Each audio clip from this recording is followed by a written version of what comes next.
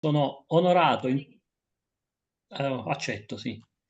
Sono intanto onorato non solo di essere coordinatore del GeoSed, fra l'altro con un gruppo di coordinamento che lavora al posto mio, quindi io poi faccio la bella parte ogni volta, ma soprattutto di avere due ospiti, anche in questa occasione due ospiti d'eccezione, che arricchiscono il nostro, come dire, il nostro panorama culturale della sezione GeoSed, che nominalmente, inizialmente era una sezione di stratigrafia e sedimentologia, poi ha ampliato il suo campo di interesse nella geologia del sedimentario, quindi per spaziare praticamente su tutto il pianeta e anche volendo al di fuori. Ehm, che dirvi? Credo che sia l'ultimo appuntamento che abbiamo per quest'anno di questa iniziativa che abbiamo introdotto diciamo quest'anno in maniera formale per i dottorandi essenzialmente. E quindi fra i dottorandi presenti, se qualcuno ha necessità poi di una certificazione, diciamo alla fine ce la chiede e noi chiaramente la manderemo a chi fa richiesta.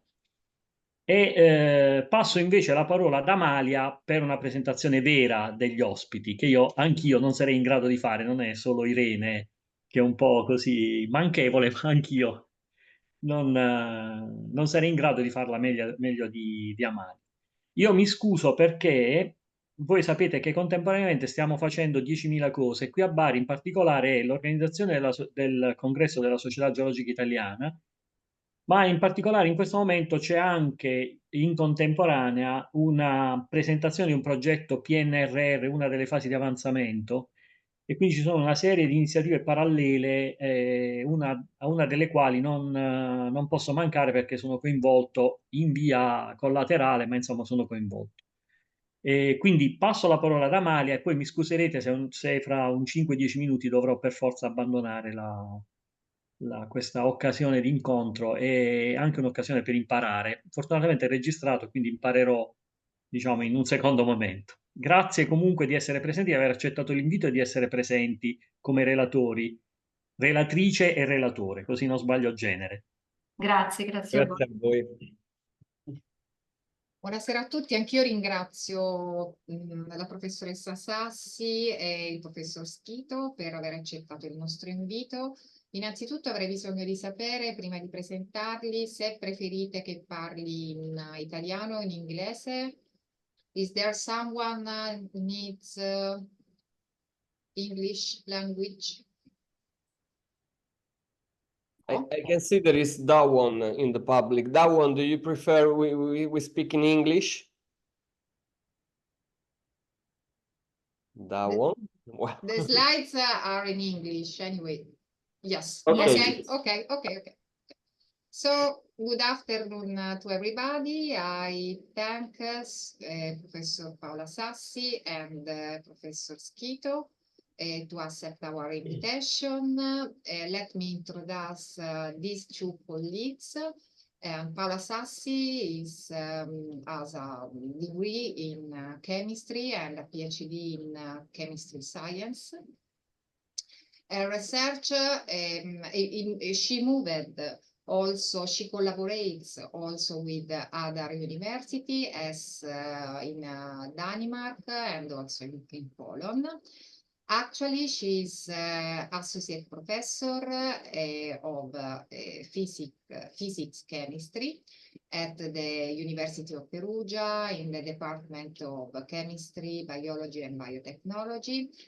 Research is mainly focused on the material characterization by vibrational techniques. And today she will introduce about this focus. And she's author of more than 150 peer review papers impacted on focus.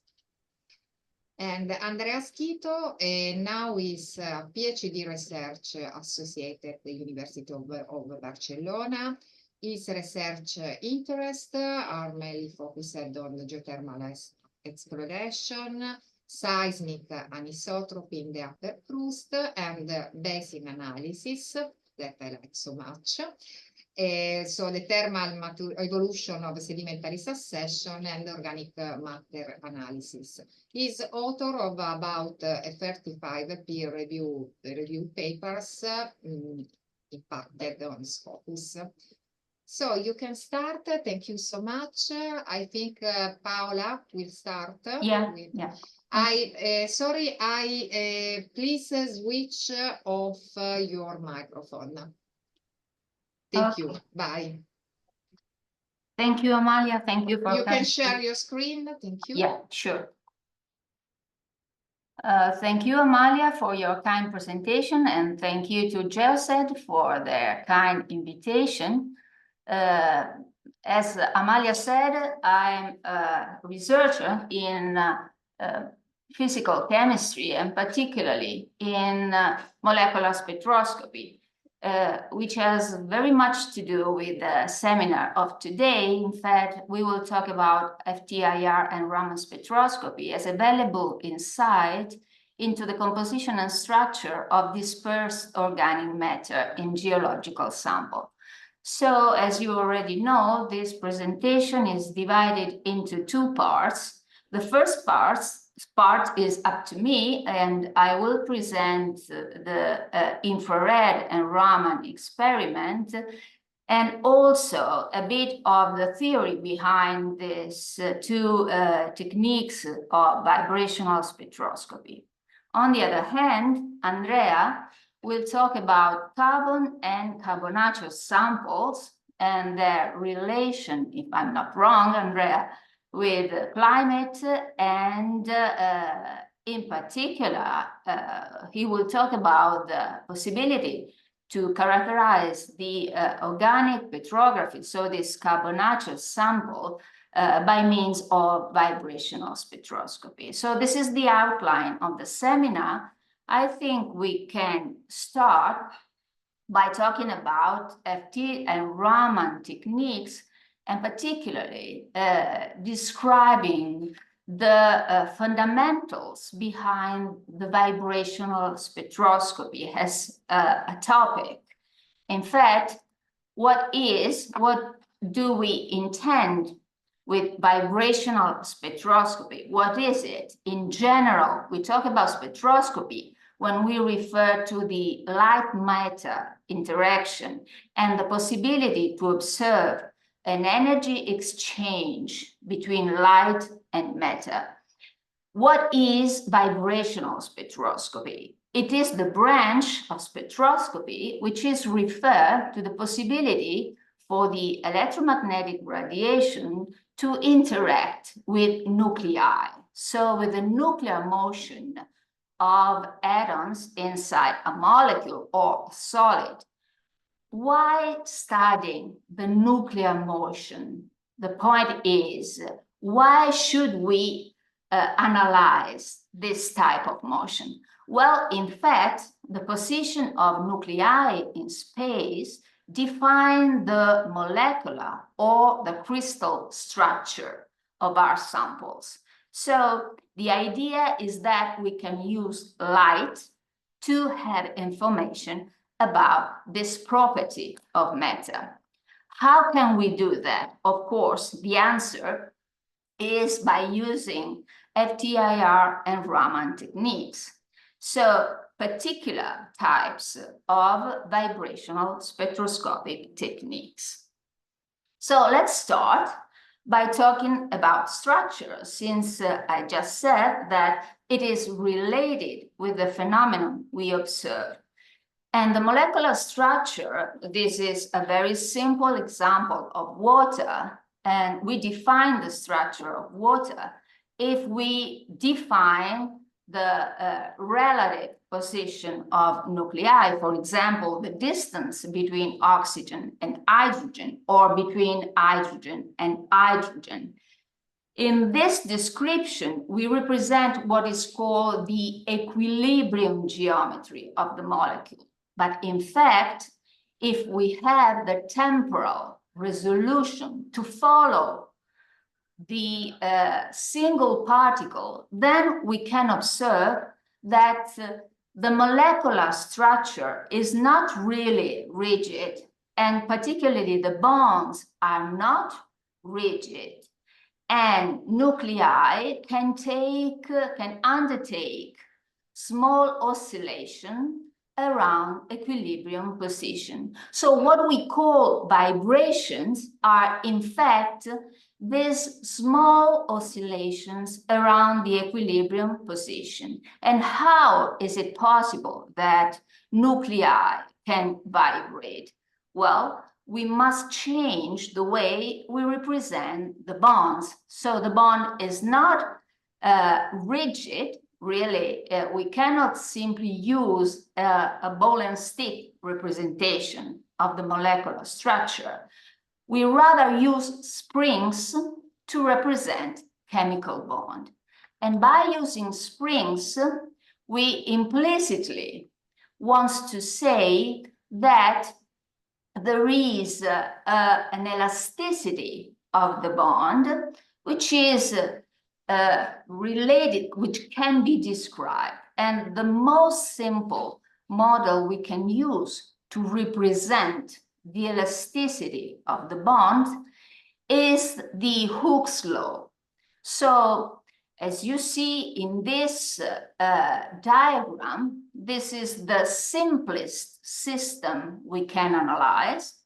It is a diatomic molecule, and the two nuclei are connected by this spring.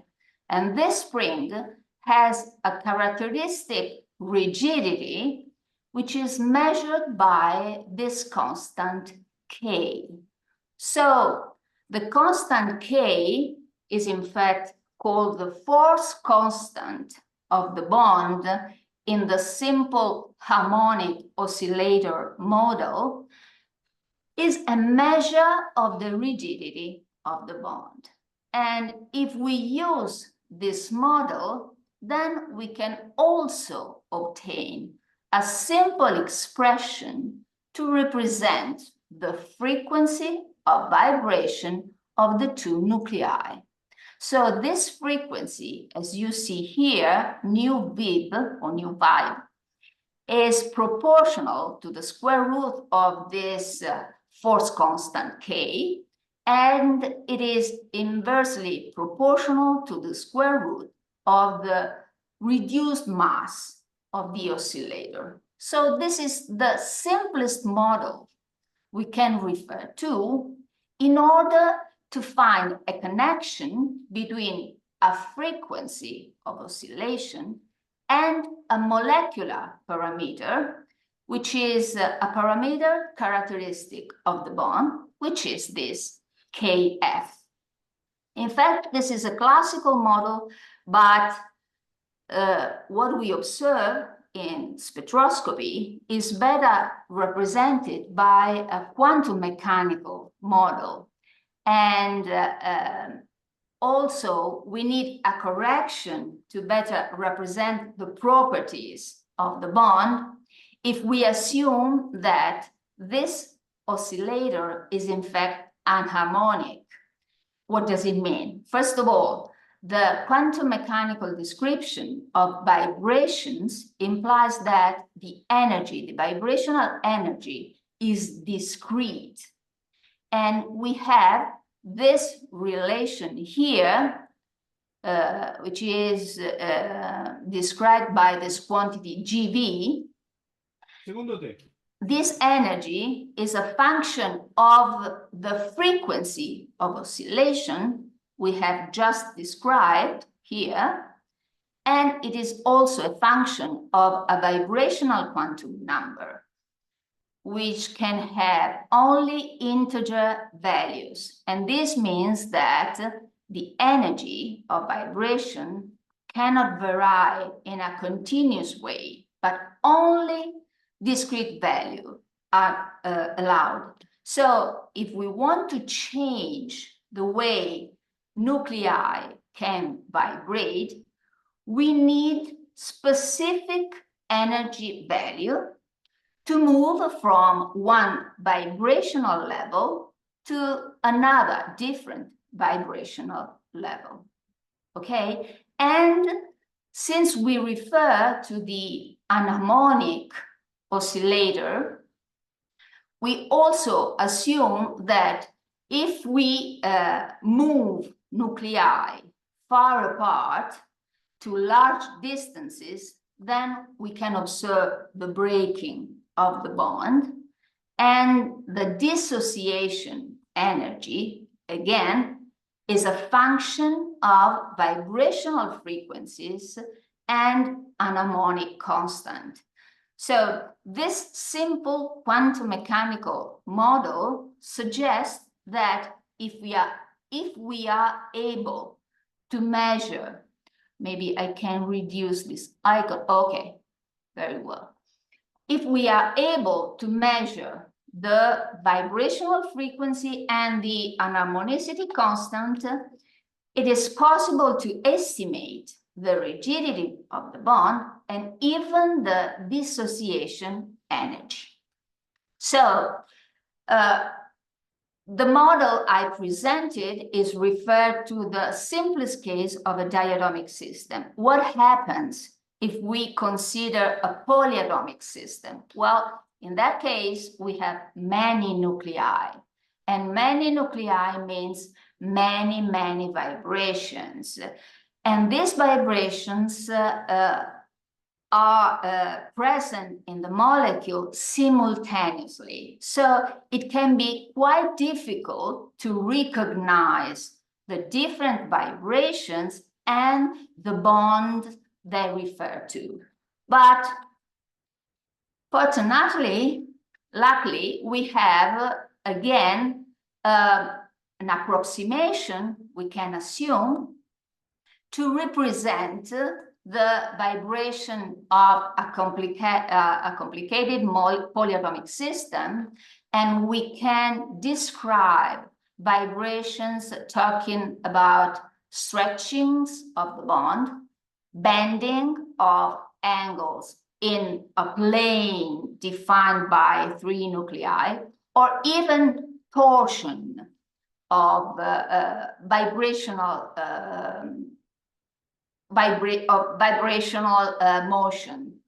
And this type of vibration have different frequency, characteristic frequency. So to a certain extent, we can assume that each vibrational frequency is characteristic of a specific bond, or at least of a functional group. In fact, many different tables exist representing a kind of classification of all possible vibration. For example, in organic compounds, we can assume that the stretching of OH, NH, CH bond has frequency which are around 3,000 wave numbers. The triple bonds CC and CN, on the other hand, have frequency around 2,200 wave numbers, and then double bonds are roughly around 1,600 wave numbers. But particularly, there is a region below 1,400 wave number, which is called the fingerprint region, and it is characteristic of a specific molecular species. So this suggests that if we know the frequency of vibration, we can recognize the functional group or even the entire molecular species. And this can be done with organic compounds, but also with minerals. In fact, the most common, let's say, minerals have characteristic spectra with the characteristic vibrational frequency falling in the range between 4,000 and 400 wave numbers. And this range is, in fact, the range of the middle infrared region, okay? So this is how we can use this information about vibrational frequency. As I told you, how to measure this frequency to characterize the structure or the composition of a sample. Well, we can use spectroscopy, and particularly because anytime electromagnetic radiation interacts with matter, we can observe a spectroscopic transition from an initial state, in this case, an initial vibrational state, to a final one. And since the energy of this state is quantized, has discrete values, also the energy needed to observe the transition has a specific value. And in the case of a vibrational spectroscopy, usually the transition frequency is exactly the vibrational frequency, which is characteristic of the bond or the group in general of the oscillator. So vibrational spectroscopy is a good probe of molecular bonds or molecular groups by means of vibrational frequency, and the two most used vibrational spectroscopy techniques are infrared absorption and Raman scattering. So now, how to describe these two techniques in order to understand really how to prepare, for example, a sample to perform a measurement, a spectroscopic measure, how to interpret the spectrum in order to obtain information about the system. So two techniques, two different techniques are needed because two different light-matter interaction are the fundamental, let's say, of the two techniques. For example, in the case of infrared absorption, we have a perfect match between the excitation frequency, which means the frequency we direct to the sample, and the transition frequency, which is equal to the vibrational frequency. In this transition, what is changing in the molecule is the way the nuclei oscillates, and particularly the amplitude of vibrational motion. And we can observe such a change of vibration because it is related to a change of the permanent dipole moment of the molecule. This is how we interpret the infrared absorption. In fact, the energy of the photon is completely annihilated by the molecule because it is used to change the vibration of nuclei. In the case of Raman spectroscopy, on the other hand, the description of the phenomenon is completely different, since in this case, the excitation of our system is by using an energy much, much larger than the vibrational energy.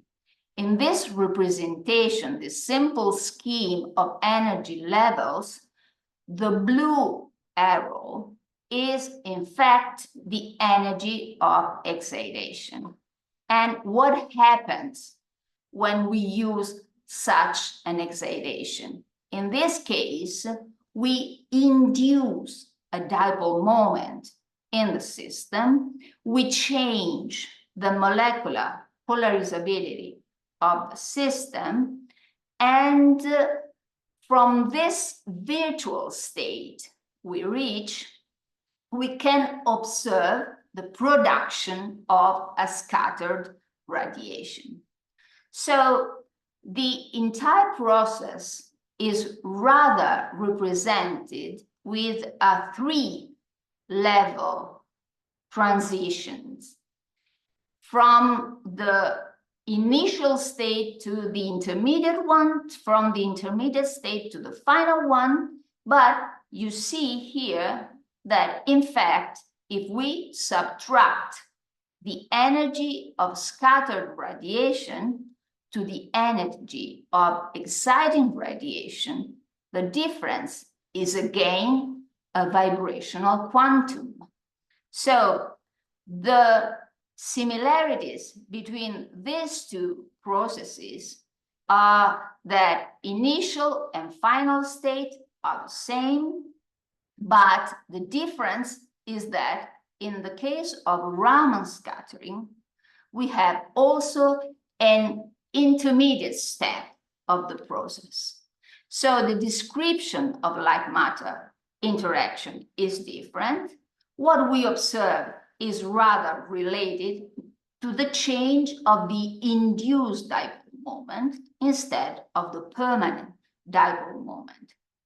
And in this way, we can also, since the induced dipole moment has a much lower probability to happen, the scattered radiation is much less intense than the radiation we measure in the case of absorption, which is not the absorbing energy, but it is rather the transmitted energy.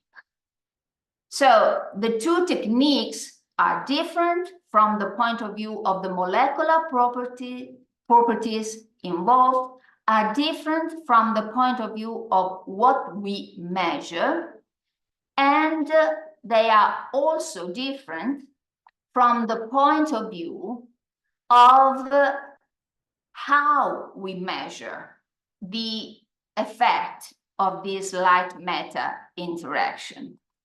In the case of absorption, for example, we can observe absorption since after passing the sample, the radiation has a lower intensity.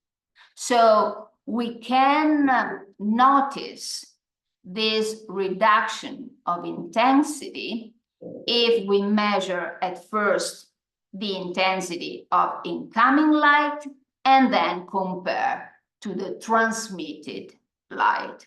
Okay, this can be done for any frequency in the range of mid-infrared interval, or if you want, from the far infrared to the mid-infrared range. These two ranges span the interval between 50 and 6,000 wave numbers. So in the infrared experiment, in the experiment of infrared absorption, we use a source which is able to emit in the entire range, and then each single frequency is directed to the sample to see if it is absorbed or not. So the radiation passes through the sample, and we compare the intensity before and after. But as you can imagine, in order to span the entire range between 50 and 6,000 wave number, it can take a lot of time. So the most recent infrared instrumentation is rather an FTIR instrumentation. What does it mean? It means Fourier transform infrared spectrometers. And with this type of spectrometer, instead of dispersing the light from the source frequency by frequency and directing each single one to the sample, we use an interferometer, we produce an interference phenomenon, and we measure what is called an interferogram. This is the interferogram of entire source. Then, thanks to the Fourier transformation, we can convert the interferogram of the source into a spectrum. So this simple mathematical manipulation can allow us to obtain a spectral profiles. And of course, also in this case, we need to compare the interferogram of incident radiation to the interferogram of transmitted light in order to say if an absorption has happened or not. In fact, what we measure is what is called the transmittance of the spectrum, of the sample. What is the transmittance? It is this simple ratio where I nu is the intensity of the transmitted radiation and I0 nu is rather the intensity of the incident radiation at the same frequency.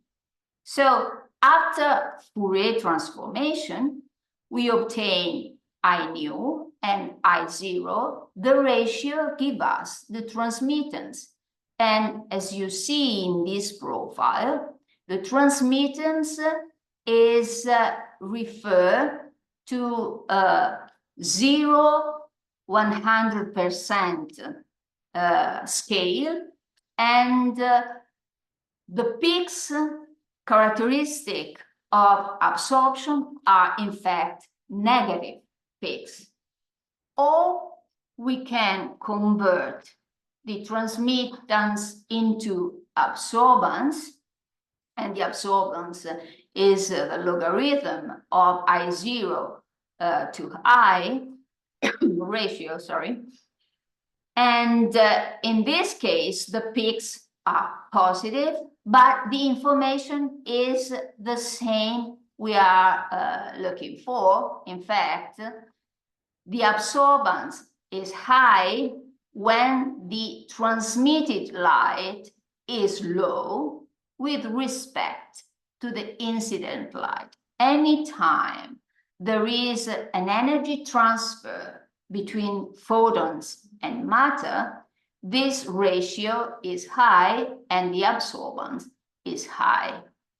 Actually, there is an empirical law, which is the Beer-Lambert law, which is able to relate the absorbance of a sample at a certain frequency with these three quantities.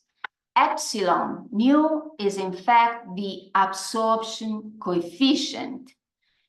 It is a quantity which is characteristic of the molecule, to say that only the way a molecule absorbs the infrared light is very specific. Then the quantity C in this equation is the molecule concentration. So the higher the concentration, the higher the absorbance we can observe, of course. And then finally, there is this quantity D, which is the optical path. What is the optical path? It is in fact the length of the sample cell. It is the thickness, let's say, of the sample. The larger the thickness, of course, the higher the probability for the radiation to be reduced by absorption. Why this Beer-Lambert law is important? Because we have in this simple equation the way to understand that the infrared spectrum is specific of the molecule, and this is represented by the absorption coefficient, but it is also proportional to the concentration of the sample itself, and this means that we can perform both qualitative and quantitative analysis by measuring the absorbance of infrared radiation. So this is what we do with infrared spectroscopy. What about Raman spectroscopy? In this case, the experiment is completely different. In fact, the source is not a polychromatic source, as well as with infrared instrumentation. We have rather a highly monochromatic source, which is usually a laser emitting in the visible range or in the near infrared or in the UV range. So a high energy and high power source. The high power is needed because, as I told you, the scattering intensity is very low. So in order to observe a signal with a good signal-to-noise ratio, we need powerful sources. Then what else? So we have this monochromatic excitation, but the scattered light is in fact polychromatic. So this polychromatic radiation is analyzed by means of spectrometers. And in this way, we report the intensity of scattered radiation as a function of this quantity, which is called Raman shift. What is the Raman shift? It is in fact the difference between the frequency of incident radiation, the laser radiation, and the frequency of the scattered radiation. We calculate the Raman shift because this difference is comparable, is in the same range of infrared frequencies. So we can directly compare a measure performed with a Raman experiment with a measure performed with the infrared experiment. Also, in the case of Raman scattering, we have a simple empirical law to represent what we measure. And the intensity of scattered radiation in this case is proportional to what we call the scattering cross-section, which is similar to the absorption coefficient of infrared spectroscopy. Again, we have a dependency on the molecule concentration and also on the intensity of exciting radiation. So also in the case of Raman spectroscopy, we can perform both qualitative and quantitative analysis. On which type of sample? In fact, any type of sample. We can analyze gas phase, liquid phase, or solid phase samples, pure species or mixtures. We can even analyze transient species. In fact, both infrared and Raman spectroscopy can be performed in a time-resolved experiment. And one useful characteristic of this technique is that in most of cases, we don't need a pre-treatment of the sample. We can take just these samples and put it in the sample compartment of our spectrometers. Of course, for the gas and liquids, we need a cell to contain the sample, but except for that, and the materials we use for the cell had to be transparent to the infrared or visible radiation. But except for this, we don't need any pre-treatment on the sample itself. What you see here is, in fact, an example of comparison between Raman in green and infrared in red spectral profiles of the same molecule. So we have the same range of frequency here, which is the absolute frequency of the incident radiation in the case of infrared, and the Raman shift in the case of Raman experiment. We have many peaks. In this situation, positive peaks for both spectra, and any peaks suggest that an absorption at this specific frequency has occurred. As you can also see, the two profiles are not overlapped. In fact, since the two techniques are referred to different molecular properties, the permanent dipole moment in case of infrared and the induced dipole moment in case of Raman spectroscopy, the relative intensity of bands is different, and usually vibration of polar bonds are better revealed by infrared, while vibration from covalent bonds are better revealed with Raman spectroscopy.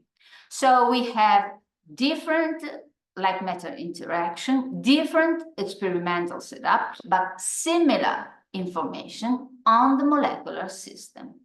Each band can be assigned to a specific group or to the entire molecule. To do what? To do qualitative analysis or quantitative analysis.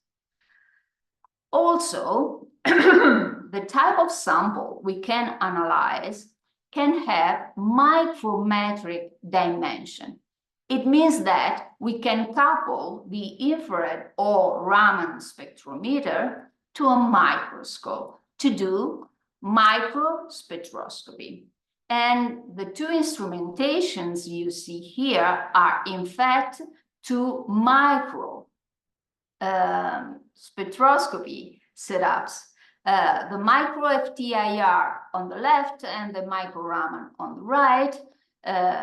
For example, in the case of micro Raman, this box here is the Raman spectrometer. In this box, we have the laser, and then we have the monochromator, and then we have the detector, which are able to analyze the scattered radiation, but the sample is simply placed on the stage of this microscope. In this case, for example, an inverted microscope. We have something similar also with infrared instrumentation. What you see here on the left is the FTIR spectrometer. And this spectrometer is coupled to this microscope. And again, we can simply put our sample on the stage of this microscope to analyze the sample itself. What is the advantage to have microspectroscopy instrumentation? Of course, the possibility to analyze very tiny samples, or the possibility to follow the structure, the composition of a sample, which is heterogeneous on the micro scale, okay? So the two different setups both allowed to characterize this very tiny sample, but the spatial resolution is very different in the two cases. Since spatial resolution, as we know, is diffraction limited, and this means that the smallest object we can analyze has a dimension which is proportional to the wavelength of radiation we use to illuminate the sample itself. And since this is true, if we refer to the lateral resolution of our experiment, but also to the axial resolution of our experiment. And since these lambda values in the case of Raman are just a few hundreds nanometers instead of infrared spectroscopy, in which radiation has a wavelength of microns from about 2 to 25 microns, then the spatial resolution is very different in the two cases. And the one of the Raman experiment is much higher than the one of the infrared experiment. As you can see in this table, the smallest object we can analyze with infrared has a dimension lateral resolution of roughly 10 microns instead of the Raman lateral resolution, which is about 1 micron. Okay, but of course we have pros and cons to use one technique or the other. If infrared micro FTIR is limited from the point of view of spatial resolution, on the other hand, we have a much higher sensitivity of the technique, because Raman spectroscopy is referred to the scattered light, and we know that scattered light has a very, very low intensity, even if we use powerful laser sources. Okay, so microspectroscopy can be very useful to analyze and characterize our samples, of course, solid samples, on the micro scale, okay? Again, from the point of view of the composition and of the structure of the sample itself. But it is particularly used not only if we measure the Raman or infrared spectrum from a single point, but particularly if we analyze an entire area on the sample. And we can do that referring to mapping or imaging. And what does it mean? It means that in the case of mapping, for example, we can analyze an area on the surface of our sample by sequential measurement of spectra point by point. We roughly divide the area into a grid, and then point by point we measure the spectrum. With imaging, on the other hand, we sample in one single measurement the entire area, because it is imaged on the detector. Of course, we need a bidimensional detector. What we obtain is called the hyperspectral cube, which means that in each single point of our sample, we can have a complex profile, which is the result of overlapping signals from different substances. And how to analyze the hyperspectral cube? Well, we can select a single marker band from each substance to monitor the concentration of that substance. In fact, let's say you see an example here on the left. We have a profile with many peaks. Let's say there is a peak in this position, the A peak, which is monitoring, for example, it is the signal from the carbonyl bond, which is present in our sample. From each single spectrum, we can report the intensity of this band. And we know that the intensity of a signal is characteristic of the band, of course, but it is also depending on the concentration of that species. So we obtain, in fact, what is called a chemical image in which we have selected just one functional group to see how the intensity of that band is changing, which means how the concentration of that species is changing.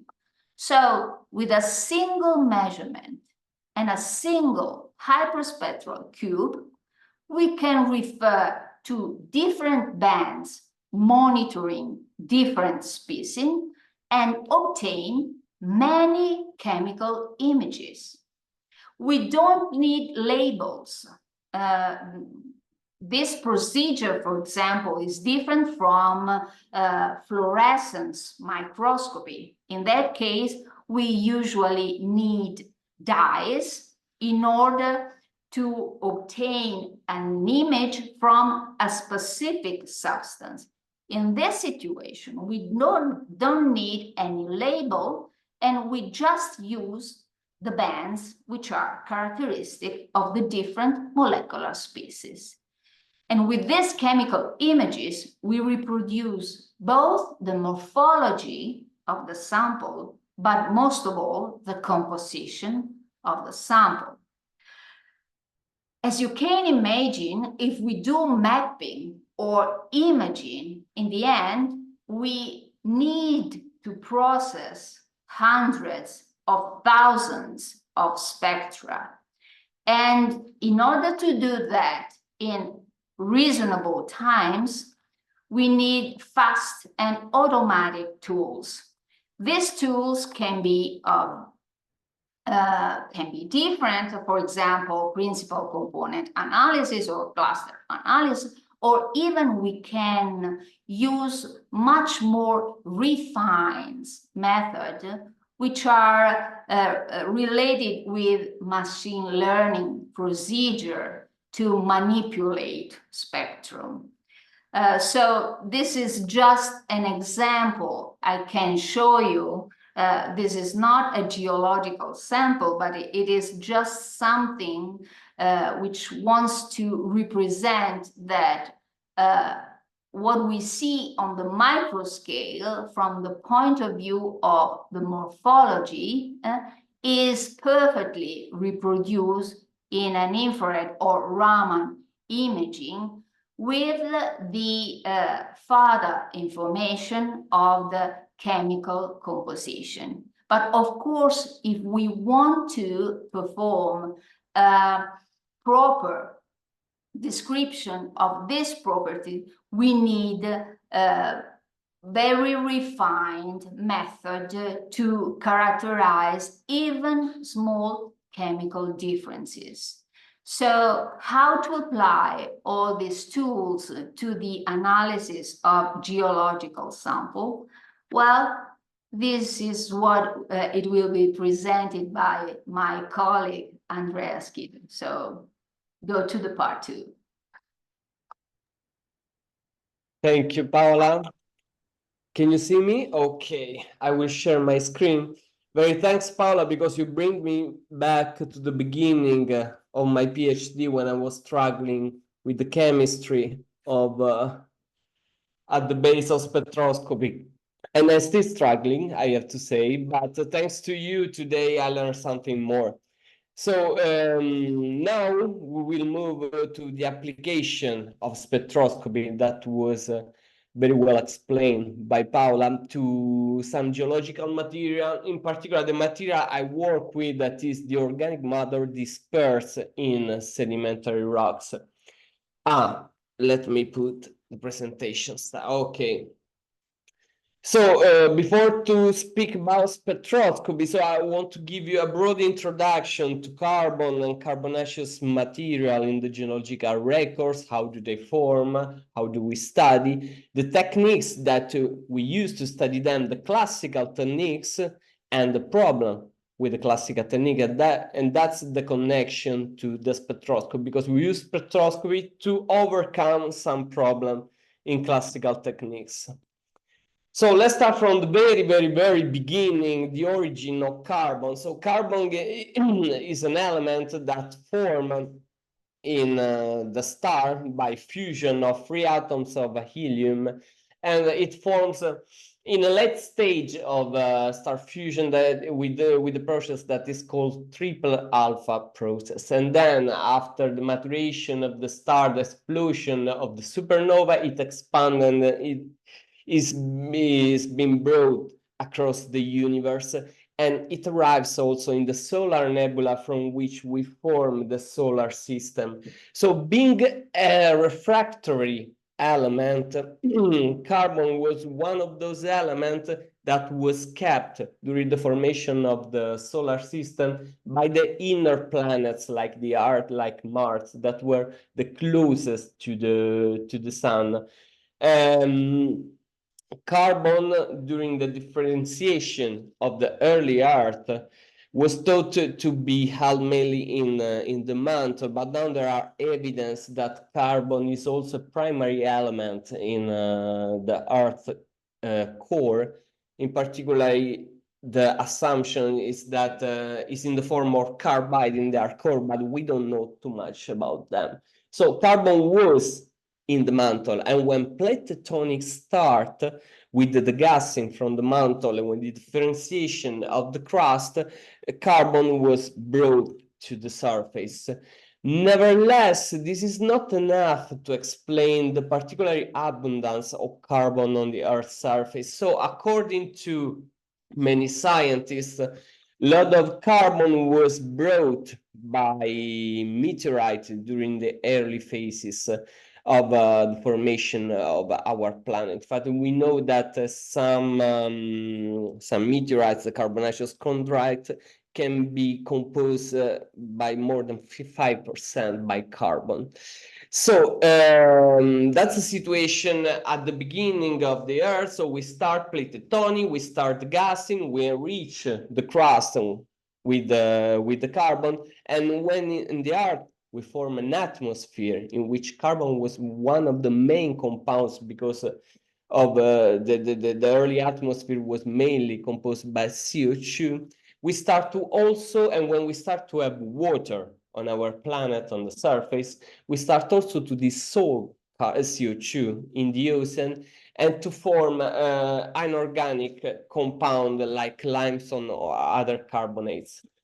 So we know that carbon on the Earth can be present in anorganic compounds or inorganic compounds, and actually is the base of those compounds like amino acids that form every form of life as we know on our planets. There are several hypotheses on how organic compounds start to form, and one of the most famous is the Urey-Miller experiment that simulates the composition of a primordial pond, we can say, in which probably the first amino acid form thanks to the sparkling, so some electrical discharge in these primordial ponds. And the results of this experiment show that out of 13 out of 22 of the known amino acid used in living system can be formed in this way. There are also some many variations of the Urey-Miller experiment, and one example is the experiment of Barge et al. From 2019, in which they simulate the reducing composition, the reducing environment around an hydrothermal bands, and as well they were able to reproduce most of the amino acid used by living system. Another hypothesis is the hypothesis of panspermia, because we know that more than 80 different amino acids, some of those among those used by living system are present, have been identified in meteorites. So another hypothesis is that amino acids were already present in meteorites and were brought in this way on the surface of the Earth. There are a lot of uncertainty about the origin of the life on the planet.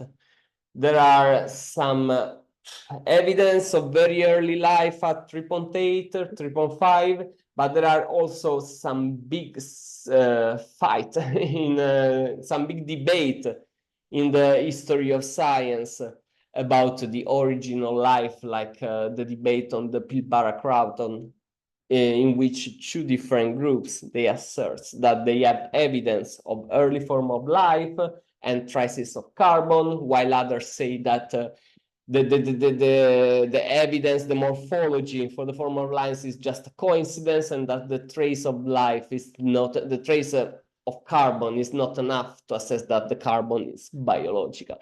But apart from this, the very the very first evidence of living system that start to interact and to change our planet, in particular to change our atmosphere, are in the geological record at 2.5 billion years in the so-called Great Oxidation Event. So in the Great Oxidation Event is where the bacteria that populate the Earth start to perform photosynthesis, so they start to produce oxygen, and the oxygen was first used to oxidize almost all the iron that was present in the ocean, and this is recorded by the presence of the banded iron formation. And then it was transferred from the ocean to the atmosphere, and it started to change completely the composition of the atmosphere toward the composition that we know today.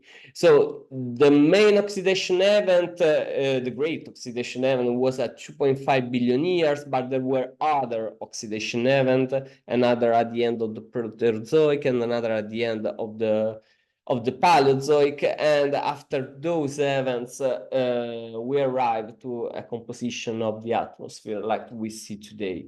So the Great Oxidation Event is also when we start to record carbonaceous material into the geological record. So when we start to see carbonaceous material in the rocks that we study today. So it's also the moment when we started the carbon cycle, how we know it today. So the carbon cycle can be divided in a surface carbon cycle, that is the interaction between atmosphere, hydrosphere, and upper lithosphere, and a deep carbon cycle that is mainly in the mantle. And the future research, I'm sure they will point toward also the carbon in the nucleus, but in the core, but up to now we cannot say too much.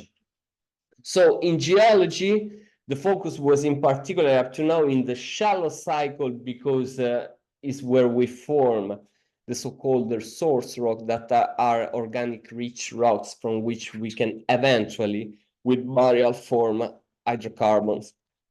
While in the deep carbon cycle, we bring carbonaceous material, but also carbon in carbonate sediments. We bring from the crust to the mantle through subduction. So where do we find carbonaceous material? in this rock that were classically known because of their value for hydrocarbon exploration. So what we usually call organic rich rocks, like the Kimmerich clay in the North Sea, that is one of the main source of the North Sea, or the very well known Livello Bonarelli in the Apennine. Also, organic matter suffered transformation, structural transformation with increasing temperature with burial. And the end member of this amorphous material that is organic matter is a mineral with a mineral structure that is graphite.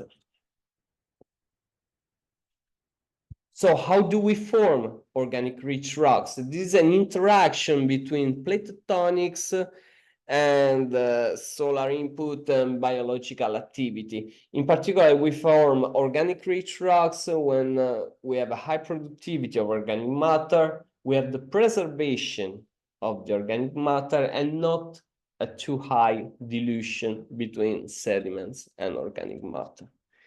In particular, for the preservation of the organic matter in the geological record, we need a high biological productivity, a relatively low. We need an equilibrium actually in sediment dilution, but the most important, we need the preservation of the organic matter. And to preserve organic matter, we need an anoxic condition. So we need the lack of oxygen in our water column, because there are bacteria, aerobic bacteria, that consume organic matter by using hydrogen. They can act also in the very first level of the sediment, in particular when we have a lot of bioturbation. And then after that, in the very few meters of sediments, we also have the action of anaerobic bacteria that can consume organic matter to produce HUS and CH4. So to form organic rich rocks, we need low oxygen in the water, no bioturbation, and a reduced action of the anaerobic bacteria. And after that, we can keep the organic matter in sediment. We can collect, as a geologist, this rock in the fields. We can make analysis, we can study the organic matter, and we can gather a set of information. First of all, we can get information about water redox condition. That is what causes the preservation of the organic matter. Moreover, we can gather information also on paleoenvironment, because there are particular environments in which we can deposit, we can sediment organic rich rocks. In marine setting, for instance, we can sediment organic rich rocks in a restricted basin, particularly with high salinity, when we can stratify the water when we form an halocline, for instance. We can have an high productivity, and so we can sediment organic rich rocks also in zone of upwelling or in the oxygen minimum zone, or we can preserve organic matter in marine setting during the global anoxic event. In particular, the analysis of organic matter is particularly important in the recognition of the main, was particularly important in the recognition of the main anoxic event along the geological history. We can also sediment organic matter in some continental setting, like in delta. We can use the composition of the organic matter to understand where we are in the delta system, or in stratified lakes, in particular when we form a chemocline or thermocline. So we have stratified lakes in which the bottom is usually anoxic and can preserve organic matter.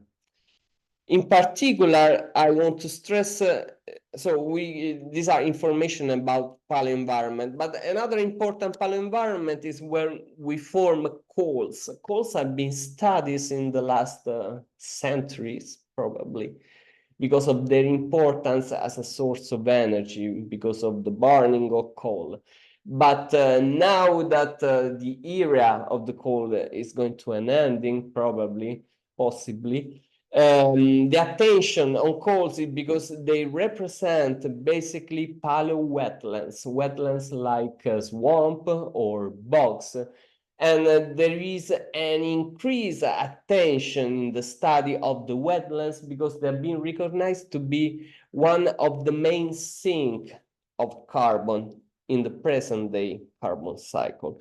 So the study of coals can be important also for the study of paleo wetland and their role in the shallow carbon cycle as carbon sinks.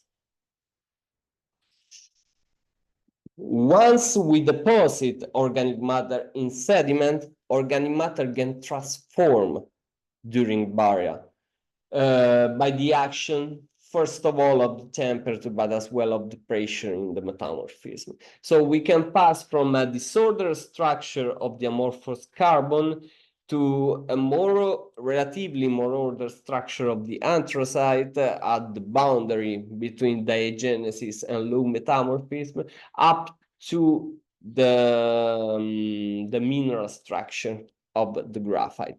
So the study of carbon also can give important information about paleotemperature and about the burial history of the sediments. So these are the information we can gather from the study of carbon in rocks. But how?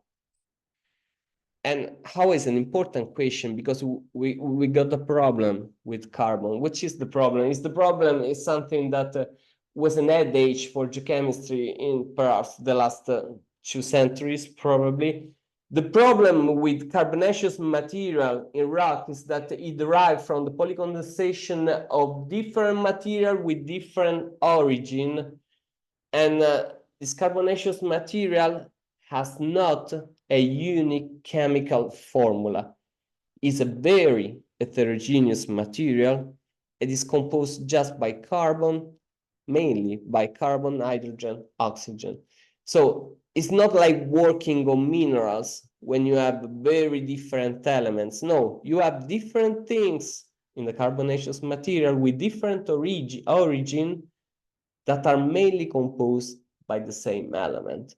But the biggest problem is that we don't have a unique chemical formula. So how scientists, how geochemists, how geologists can study carbonaceous material dispersed in rock?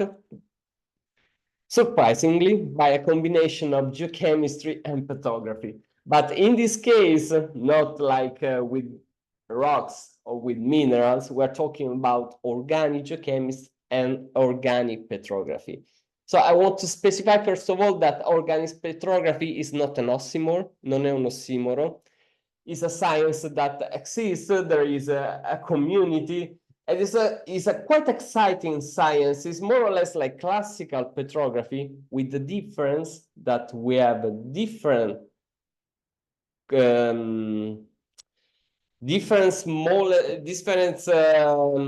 entities that we can compare to minerals that are composed mainly by the same elements that, as we say, are carbon, hydrogen, and oxygen. So let's have an overlook on organic geochemistry and organic petrography techniques. So probably the most known techniques in, I can put a pointer. The most known techniques for organic geochemistry, rock wall pyrolysis, because it's the most used in particular by the oil industry, because it's a cheap and very easy to be understand methods. And it mainly classify the organic matter on the basis of the hydrogen-carbon ratio against the oxygen-carbon ratio. So in a Van Crevelen diagram, this is the name of this diagram, we can differentiate it 4 types of organic matter, of kerogen. Another name for organic matter dispersed in rock is kerogen, that are type 1, type 2, type 3, and type 4, and that relate mainly on relative content of hydrogen, carbon, and oxygen. So the type 1 and type 2 show the highest level in hydrogen and represent organic matter that mainly was formed in lacustrine system or marine system. The type 3 is the organic matter that derived from upper plants, so represent what we call continental organic matter, as well as type 4. But type 4 is an organic matter that already suffered an oxidation before to be embedded in sediment. An example is charcoal that was burned before to get into the sediments. The same classification can be done also by means of optical observation. Optical observation for organic petrography can be done in two ways, by transmitted light or by reflected light. It is very important to distinguish the two because the names that we use to classify using one optical method or another are different. For instance, type 1 and type 2 kerogen in transmitted light is called generally amorphous organic matter, with also the presence of palynomorph. Palynomorph can include spore and pollen, or can include also aquatic organisms like acritarch, chitinozoas, or others. More or less the same species, if observed in reflected light, are called the liptinite family. That's the same for the type 3 kerogen, so the upper plants, the wooden-derived material that is called translucent phytoclasts in transmitted light because they let the light pass, or they're called vitrinite group in reflected light. The type 4 are opaque phytoclasts, so they're mainly black in transmitted light, and the inertinite group in reflected light. So this is an example to show how we can use the classical methods to study organic matter for paleoenvironmental study, because here we're using geochemistry and organic petrography to classify the origin of the organic matter, and so to relate to the paleoenvironment in which they form. The same can be done as well for thermal maturity study, so to study the burial history of the sedimentary rocks. Because with increase of burial, we lose hydrogen, and mainly hydrogen in the first phases, and then also oxygen for an enrichment of carbon. So these arrows can show the path of the different type of kerogen with increased thermal maturity. This is translated in transmitted light observation to a darkening of a sun group like amorphous organic matter or the palynomorph group. That is an indicator of thermal maturity. While in reflected light microscopy, there is an increase of the light that is reflected just by one family, that is the vitrinite group. We have an increase of the reflected light with increased thermal maturity. And this is, we can say, the standard that we use for thermal maturity, vitrinite reflectance. So, what's the problem with the classical methods? The problem is that organic geochemistry, not only rock pyrosis, but as well gas chromatography or elemental analysis, give us average information on the bulk content of the organic matter in sediment. While organic petrography is very detailed, can help us to perform analysis at the micro scale, but we only get some semi-quantitative or qualitative information about what we're looking at. That's to say that we don't have detailed chemical information. We don't gather detailed chemical information from organic petrographic analysis. So the point is, what if we want to merge these two analyses? So the detail of organic geochemistry with the information chemical information of organic geochemistry with the detail of organic petrography. So this is a work from a colleague from USGA's Paola of 2021 that put together most of the technique used for organic geochemistry at the micro scale that we use in organic petrography. So here on the left, this is a similar graph that has been already shown by Paola. So on the left, we have the detail of the chemical information increasing in this direction. And on the x-axis, the spatial resolution that decreases toward the right. So according to this work, the best technique that offer the best compromise between the detail of chemicals and the spatial resolution are vibrational spectroscopy techniques like infrared, atomic force microscopy, infrared, optical photothermal infrared, or Raman spectroscopy. And now we are going to talk about this technique and their use in geological studies. So the theory of vibrational spectroscopy has been already magistrally explained by Paola. For sure, I cannot do better. But just to remember that we are dealing with the molecular bonds. So with Fourier transform infrared spectroscopy, we are working mainly with the vibration of the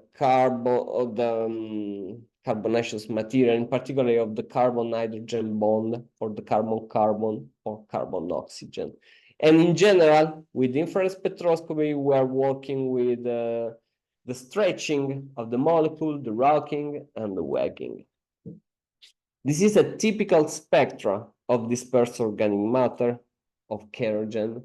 So the area of the FTIR spectra when we used to work is at around 3000 when we have the carbon-hydrogen bonds, and at around 1500 where we have carbon-oxygen, carbon-carbon, also some other carbon-hydrogen, and at around between 700 and 900 where we have the carbon-hydrogen aromatic out-of-plane movement. So the carbon-hydrogen link to the aromatic rings.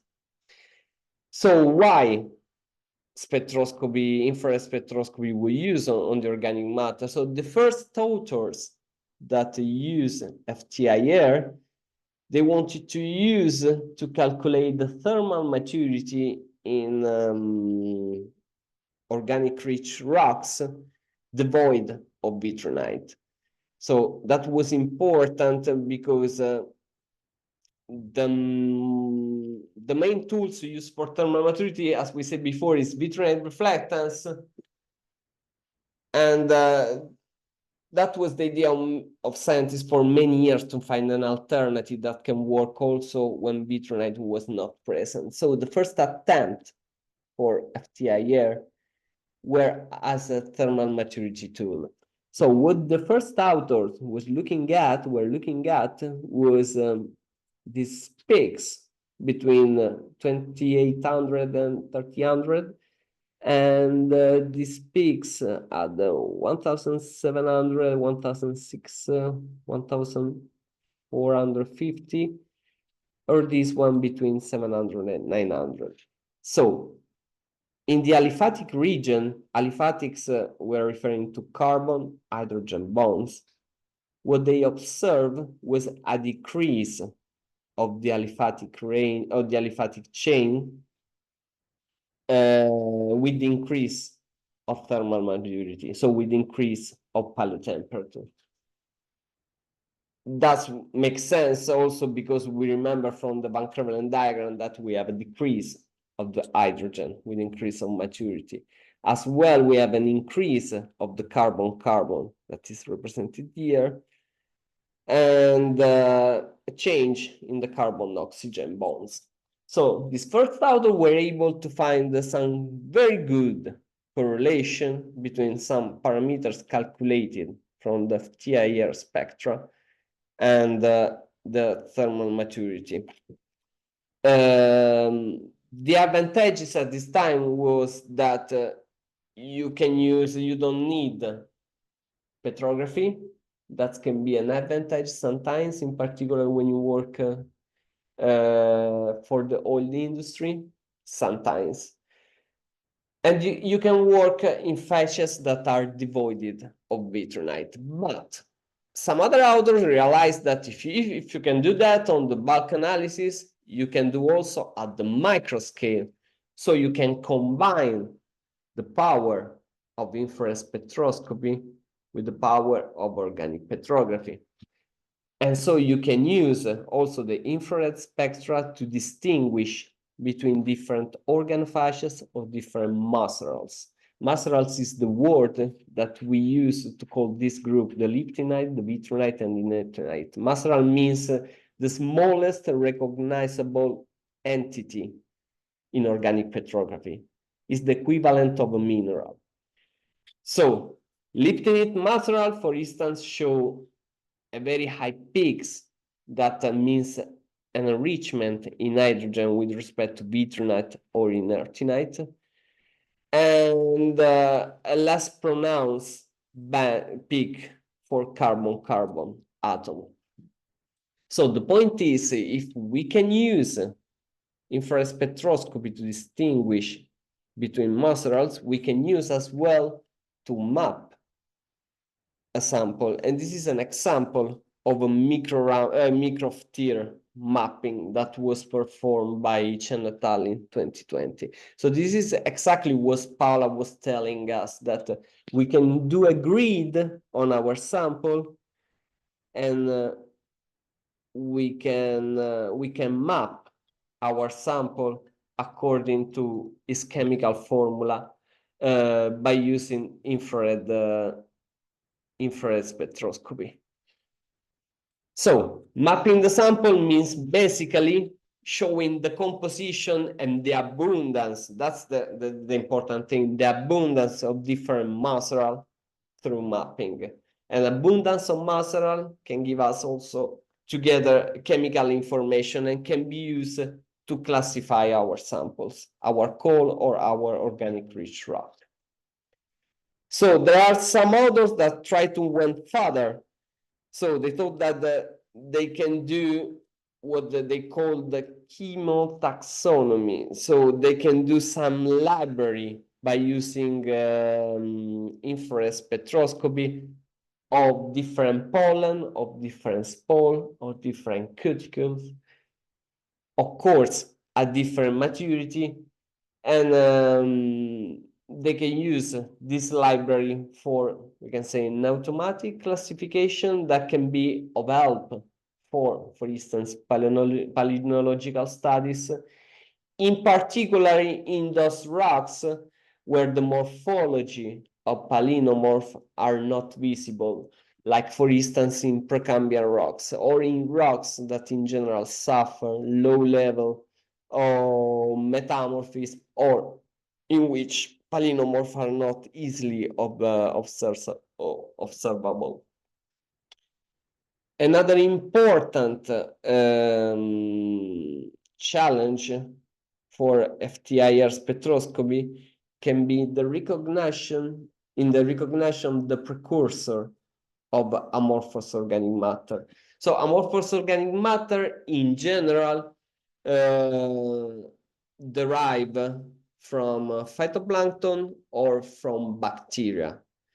And this very preliminary work, this is a review by Chen et al. 2020, showed that maybe there is a possibility to use FTIR or micro FTIR to distinguish also between different microbial community like bacteria or archaea, for instance. And it will be a challenge because a lot of research are now going on about the role and the response of microbial community, for instance, to environmental stress. An example is the Messinian salinity crisis.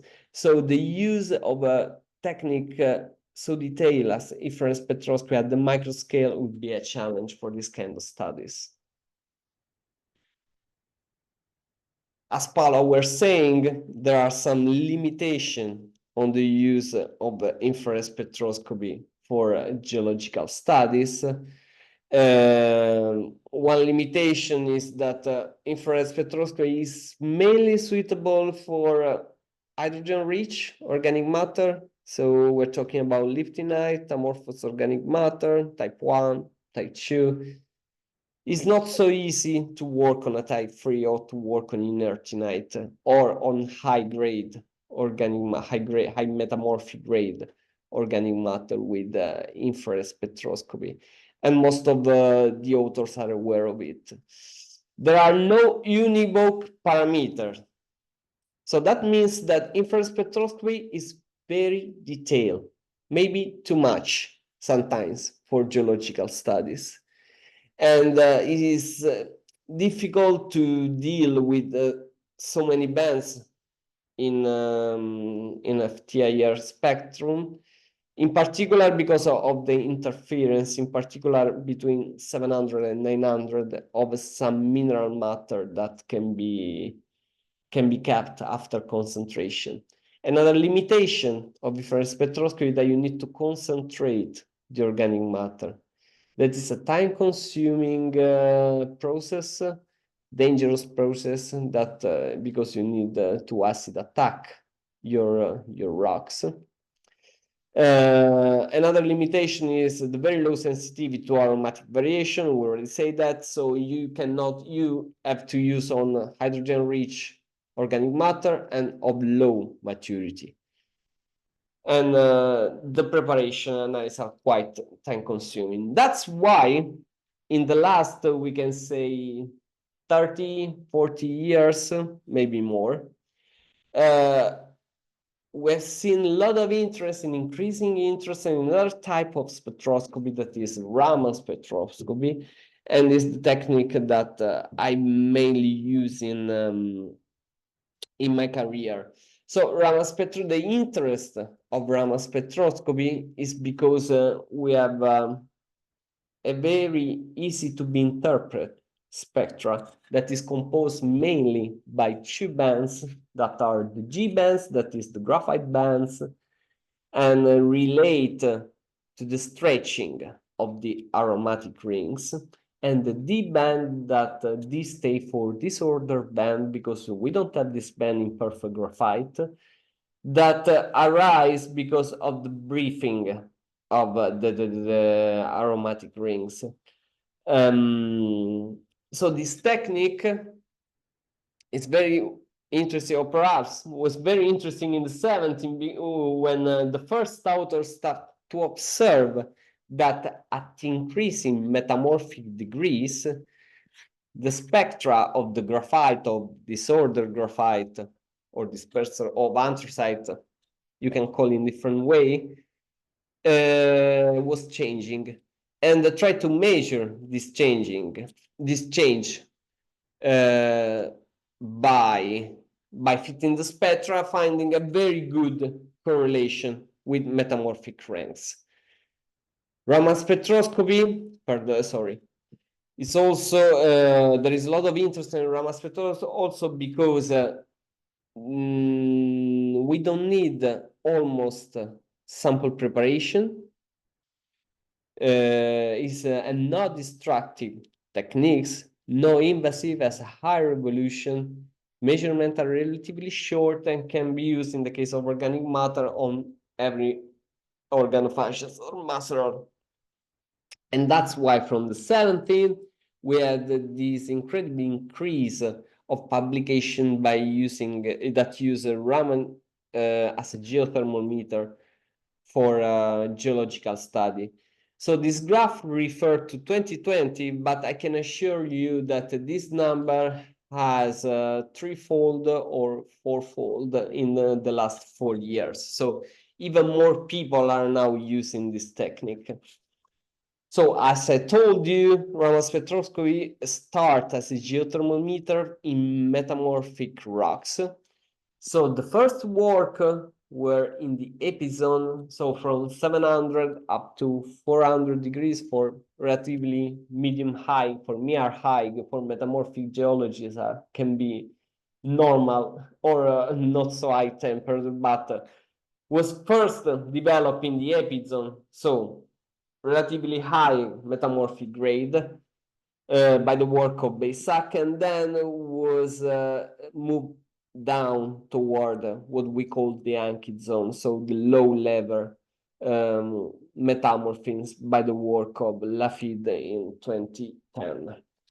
So what they did, they fit the spectra in its principal bands, and they calculate some parameter that they found that show a very high correlation against metamorphic temperature calculated with classical methods.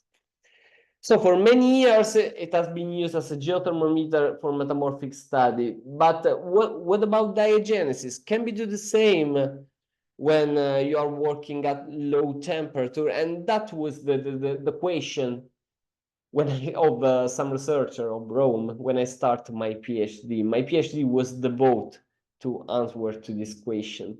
So what we did, we studied sample from the limit between the upper diagenesis and the Ankit zone, so the gas window basically, up to the immature stage of hydrocarbon generation. And we calculate the thermal model, we calculate thermal maturity and passing through thermal model the palette temperature, and we perform a Raman measurement to see if we could find a correlation. So these are an example of two spectra in the immature stage and in the gas window. And as you can see, differences are not so evident like in metamorphins, but there are differences that can be quantified by a fitting of the spectra, and you can calculate some parameter. And this parameter was showing a high correlation as well against increasing thermal maturity. So the answer at the end of my PhD was yes, we can do it. We can use Raman spectroscopy as a thermal maturity indicators in diagenesis. Of course, I was not the only that had that idea at the time. And at the same time, a lot of people were trying to do the same, to demonstrate the same. I was lucky because I was one of the first to publish my results. And so I was highly cited in the next year.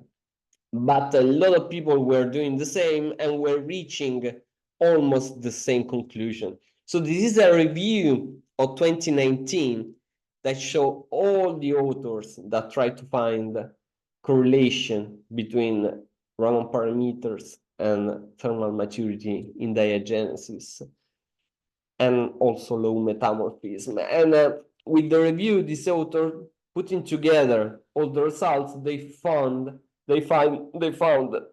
some general trends of some Raman parameter. So the main question was answered. We can use it in diagenesis.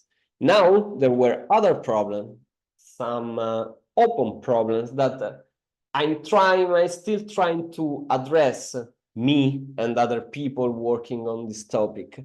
So this open problem is the kinetic effect of the Raman parameters, the kinetic effect on Raman parameter. What I mean is the different condition of heating in geological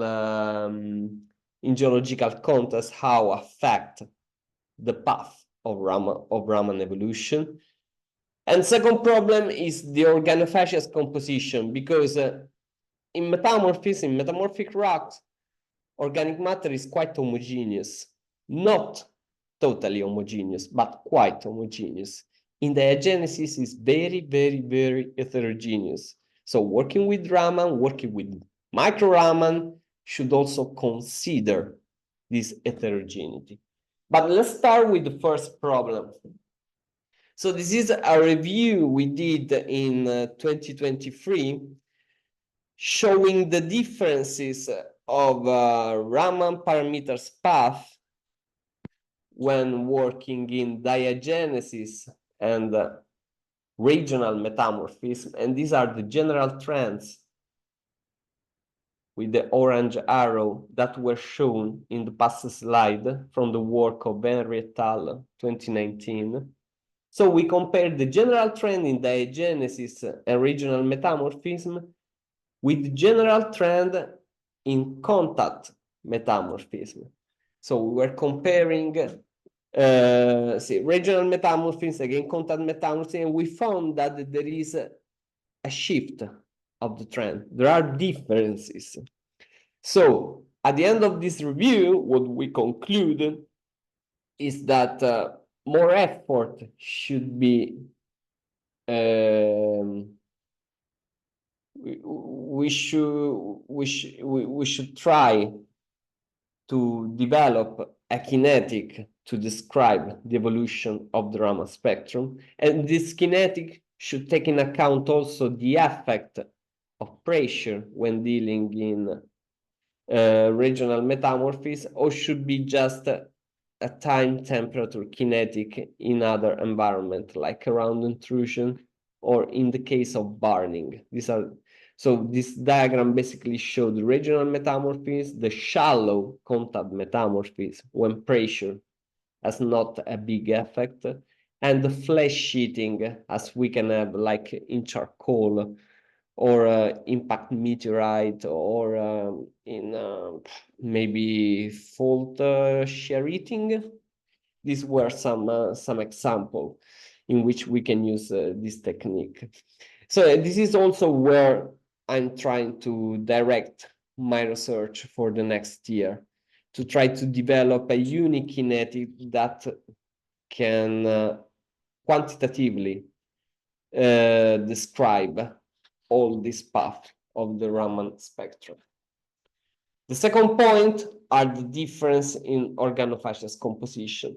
So we first observe in a work of 2019 in collaboration with Amalia Spina of the University of Perugia and Simonetta Cirilli, we first observe acquiring Raman spectrum on different palynomorph or on sporomorph versus phytoclast, that the spectra were different. Of course, they were because the composition, the chemistry of different organophages is different, and these differences can be observed and quantified by Raman spectra. And this is an example of the calculation of Raman parameters between different organophages. In orange, the sporomorph, and in blue, the phytoclast. The point is that we can use maybe smarter techniques to describe this change and work on big data set. This can be done by using principal component analysis, because actually Raman spectrum is nothing more than a text file with 2 columns and 1,000 of rows. And all the chemical information are in this file. So we have the number of rows is the number of information that we have on our Raman spectrum. So the point is that maybe the number of rows is too big, so we can reduce the information of Raman spectrum by comparing a big data set by using principal component analysis. So if we do that, and so if we reduce the information given by Raman spectra into 2 or 3 principal components, and we plot them, we can see that different organophages can cluster together. So we can use the Raman spectra not only for thermal maturity, but also to classify organic matter. So this was the first work. Then we went on and we tried to develop a supervised method. This was in collaboration of the University of Rome and the University of Porto. So we tried to develop a supervised method to describe organophages starting from the Raman spectra. We take a big database, we recognize the Raman spectrum of some maceral or some organophages, and then through the use of a tool called partial least square discrimination analysis, we can classify the entire data set. So this is a supervised machine learning set. That means that we need to recognize some maceral or some organophages, and then we can translate this information to classify the whole database. This is still a supervised method, but what we want to get to was to a non-supervised method, and that was done by the very nice work of Vergara, Sassarini, and during his PhD that concluded a couple of years ago. And in his PhD, what Amanda did was to measure different organophages with Raman and then try different algorithms that are called clustering algorithms to see if this algorithm were able to understand the number of clusters that should reflect the number of organophages in a sample, and also their distribution in a score plot. So when we plot the first against the second principal component analysis. So what we did in this PhD, we tried different techniques and we finally understand that a technique called Gaussian mixture model clustering was able to define the real cluster very well with an accuracy up to generally more than 90%. Just in a couple of cases was at 80% or even lower. But the overall results were very encouraging using this algorithm. So now that we have an unsupervised method and unsupervised machine learning method to discriminate among organophages using Raman spectroscopy, the next step what we're working on is to use this to map an entire sample. So these are the typical plug we use for organic petrography. This is the real dimension. This is under microscope. And the idea is to map with Raman the whole sample and to use unsupervised machine learning to map the different organophages. So we have a technical problem up to now that is the detail at which we can gather information, because we need a very good autofocus when moving across a sample. So up to now, we were able just to map very little area, but we are confident that or summing different areas or maybe working with the machine with a very good autofocus, we will be able in the near future to map an entire sample. So this mapping, the light red indicate the matrix, basically almost devoid of organic matter, and the dark red indicate the organic matter, and different shade of brown, of dark, indicate different macerals. So for instance, this can be a vitrinite, here the darker inertinite, and then the light red elliptinite. So we're going toward an automatic mapping by using machine learning methods. So my final remarks, me and Paola's as well, final remarks is that vibrational spectroscopy allows detailed chemical analysis at the microscale on the organic matter dispersed in sedimentary rocks. This can be used for both thermal maturity analysis and organophages classification. And we're moving toward automatic organophages classification by using machine learning techniques that will possibly lead to detailed mapping at the microscale. I think I finish, and I thank you for your kind attention. Thank you very much, Paola. Thank you very much, Andrea, Paola Sassi, Andrea Schito. It's a lot of new information for me, I must confess. It's a whole bunch of it. And it's always very interesting because we go from the, I don't know, the tiniest things and bonds possible to the billions of Earth history, origin of life. So it's mind-blowing.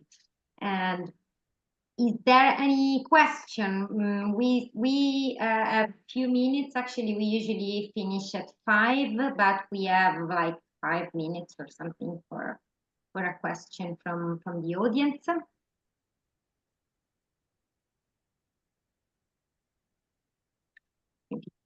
It's a lot of information to process to all of us. That was maybe too much for the audience, Irene. And I don't know, since we have different PhD students that study maybe very different things. So given a wider perspective, like you showed perfectly how to use Raman spectroscopy for organic matter studies, but can you give us an idea of how to use it for other sedimentological studies, for example, just to give a glance to PhDs that maybe are not so focused on organic matter, for example? Paola, you want to answer, or you want me to answer? My experience is maybe a bit limited, but in fact, if we want to talk about geological sample more in general, for example, with Amalia, we also analyzed different samples at different, how to say, quotes, to reconstruct the sedimentation of rocks. This is one application we performed by using both infrared and Raman.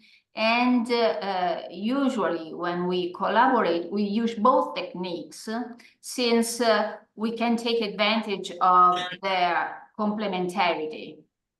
Okay. So together with organic matter, also for minerals, we have very good results. And even small differences in stratification of rocks can be detected with these techniques. In that case, maybe the micro resolution is not needed, of course. But anyway, this is a way to reconstruct the composition and to recognize also the how to say this, the symmetry of the species, not only the chemical species, but also the symmetry of the sample you analyze. So this is a possible application if we talk about geological samples in general. Okay. Yeah, if I can add, there are a lot of application for sedimentary geology in this case, because Raman in particular is a non-destructive techniques. Is used a lot for to calculate, for instance, fluid inclusion composition, or you can work on mineral to distinguish mineral with the same composed by the same element. You can do, for instance, a mapping of calcite aragonite. You can distinguish that by Raman, or many other applications. I don't choose to do them, but there are infinite applications for sedimentary geology as well. Okay. I don't know if there is any question. Maybe now the audience is a little bit less shy, or otherwise I thank again Professor Paola Sassi and Professor Andrea Schito for their talks, and I remind everybody that they accept to be recorded, so these seminars will be available on the YouTube channel of the Società Geologica Italiana. And this was, as Marcello Trepiano said at the beginning, the last of our 4 for seminars for PhD students for this year. And so I thank you very much again, you for accepting our invitation and for the audience to listen. And goodbye to Thank you. everybody. Thank you. Grazie, grazie Thank mille. you, Irene, Grazie a for voi. inviting us, and yes, to the audience for the participation. Bye. Thank you. Thank you. Thank Bye you bye. very much. Bye. Bye.